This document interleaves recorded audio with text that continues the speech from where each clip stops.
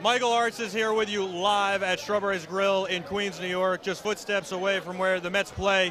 It's been 25 years since they won their 1986 World Championship, and that's what we're celebrating here tonight.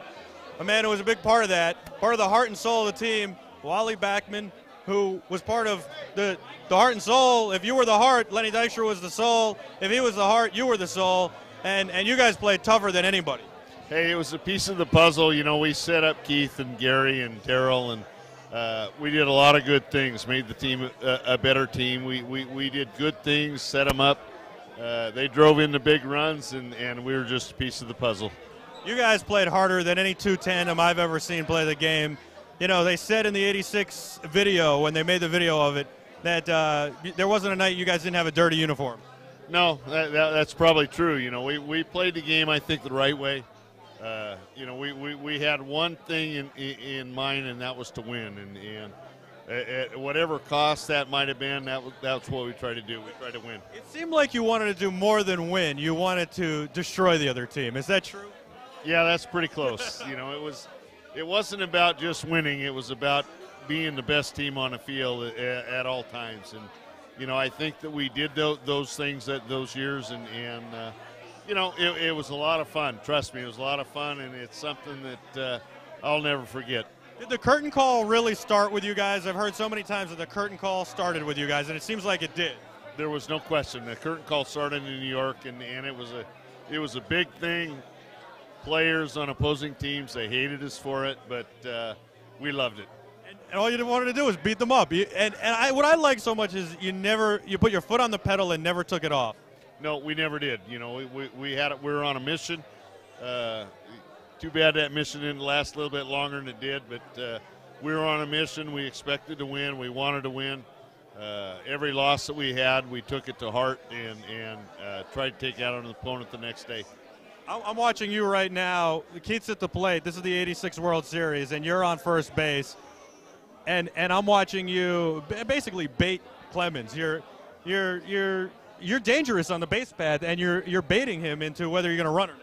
Well, I'm on base for one particular reason, and my job was to get on base for Keith to try to drive me in, and anything you could do to destroy the opponent or whatever it might be to get him in some kind of uproar, to give Keith a better pitch to hit. That's what it was about. So when you see a guy like Derek Jeter hit 3,000 in New York and take a curtain call, and you see that on SportsCenter, and if you don't see it live, do you think '86 is that what instantly comes to your mind, and you start thinking the good feelings from '86? Well, I think about great players that played in New York. You know, Derek Jeter's a great player, without question, one of the best in the game. And to see a guy, you know, I mean, we didn't separate the two. You know, I think that in reality we pulled for both sides. And New York's a great city. It's the best city to play baseball in. And you know, if you're a Yankee fan or you're a Met fan, if one of you went to the World Championship or one of you went to the playoffs, it's hard to say.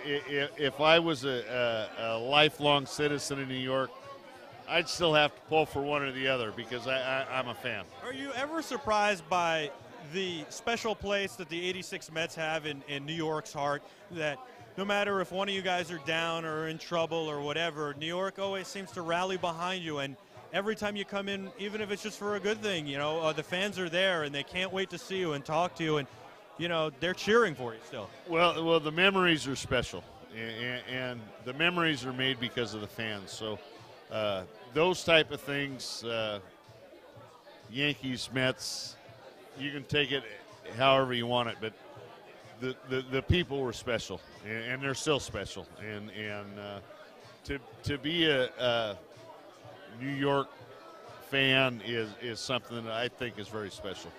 Well, congratulations on 25 years. Do you have to pinch yourself that 25 years has gone by? I'm trying to think that there's 2.5 years. That's kind of 25. So yeah. What are you doing these days off the field, like away from the game, foundation-wise, or just family-wise? How's your family doing? Family's great. You know, I'm with the Mets right now. I manage the Double-A team this year. You know, to me, it's a great organization. It's where I started when I was 17 years old. It's a place that I don't want to leave. we'll just see what happens. It's been great to me. I got to tell you, I heard the rumors that you were going to go join Davey in Washington, and I was very happy for you.